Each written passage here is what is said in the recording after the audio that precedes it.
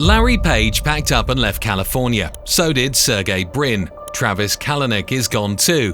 6 of the state's wealthiest residents headed for the golden exits before January 1st, and an estimated $700 billion in wealth left with them. They knew what was coming. IMI has the full picture, including the playbook wealthy Americans are building across the country. Here's what you should know, even if you don't live in California.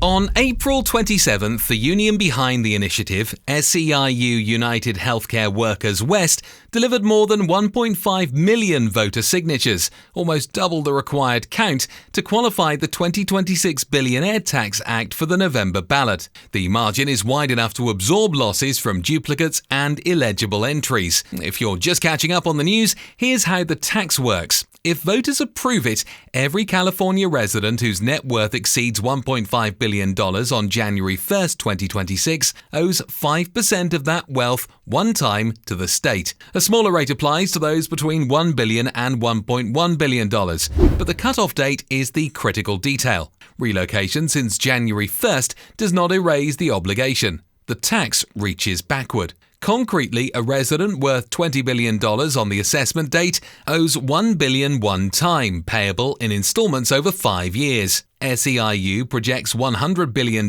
in revenue over the full window, earmarked for hospital preservation, public education, and food assistance. That's the proposal. Now, what's already happening on the ground, though, tells a different story. California has roughly 214 billionaires, and 6 of them left before the January 1st cutoff. Google co-founders Larry Page and Sergey Brin both relocated, as did former Uber CEO Travis Kalanick. By SEIU's own math, those departures alone wiped out $26.8 billion in taxable wealth, more than a quarter of the projected take. The capital flight extends well past those 6 names, though. Tech investor Chalmat Palihapitiya estimated in February that $700 billion had already moved out of California since the initiative was first announced. And Forbes traced a quiet lakefront buying spree on the Nevada side of Lake Tahoe directly to billionaire tax optimization strategy. This is the kind of capital movement that doesn't show up in mainstream coverage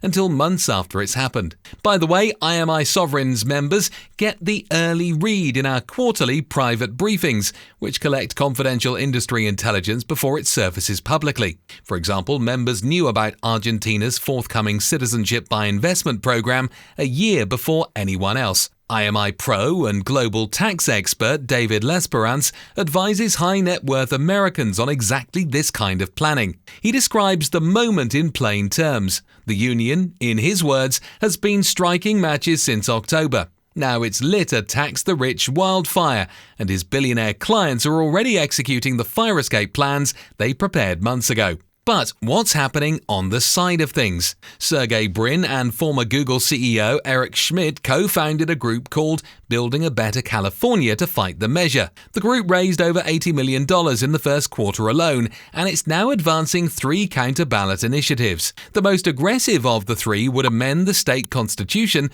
to ban retroactive taxation outright. That single change would invalidate the wealth tax cause enforcement mechanism. The second targets education spending allocation rules that any new tax must comply with. The third would layer additional audits and spending restrictions onto revenue from any new levy. The list of contributors goes well past Google alumni. Palantir co-founder Peter Thiel, Ripple chairman Chris Larson, and Stripe CEO Patrick Collinson all contributed through overlapping opposition vehicles. Total spending by ultra-wealthy donors on California 2026's election cycle has now exceeded $270 million, according to Fortune. Even Governor Gavin Newsom has come out against the measure, warning that driving out top earners would crater the state budget. His concern is mathematically grounded. The top 1% of California filers supply nearly half the state's personal income tax revenue. So if you're outside California watching this, you might think this story has nothing to do with you. That's the assumption Lesperance is hearing from his own clients,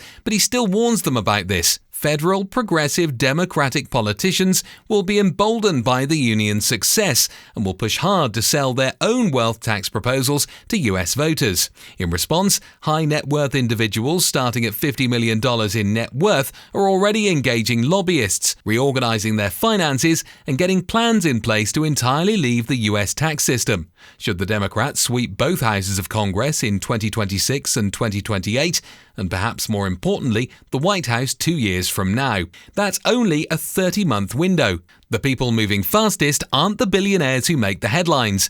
They're the founders, the early-stage executives, and the family office principals who don't make the news but feel the math first. If you want to track these legislative developments as they hit the gazettes, the IMI Daily YouTube channel covers every program update, requirement change, and law modification that affects mobile wealth. Subscribe so you don't miss a beat. Now, Lesperance outlined 3 strategies his clients are running simultaneously. The first is political, locating and financially supporting lobbyists to oppose wealth tax legislation. The $80 million counteroffensive in California is the clearest example of this play in action.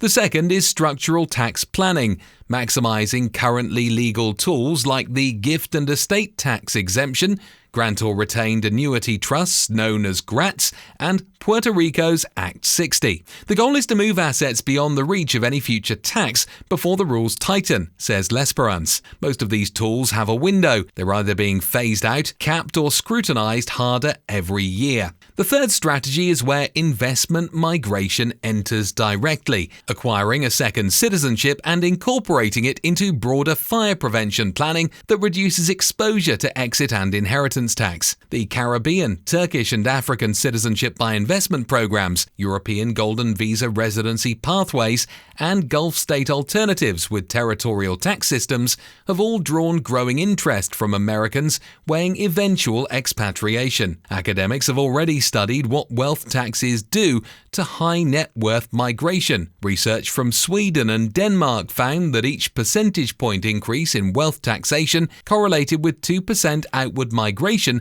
among wealthy taxpayers. California's proposed rate is 5 times that threshold. Now, constitutional challenges are expected, regardless of whether the measure passes. Legal scholars argue the retroactive provision could violate state due process protections. A simple majority of voters in November is all that separates the initiative from law. If you're trying to figure out what your exposure looks like, what programs actually fit your situation, and what rules are in jurisdictions you haven't researched yet, take your sovereign score and join IMI Sovereigns, our private community for investors and entrepreneurs.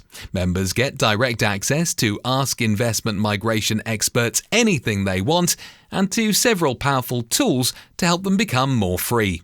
So, if you're thinking about the fire escape plan but don't want to renounce US citizenship to get tax relief, your first stop should be the territorial tax countries. In this video on your screen now, we covered the 29 territorial tax havens worth considering and ranked the 15 that are actually livable. Check it out next and subscribe so you catch IMI's coverage as the November vote approaches.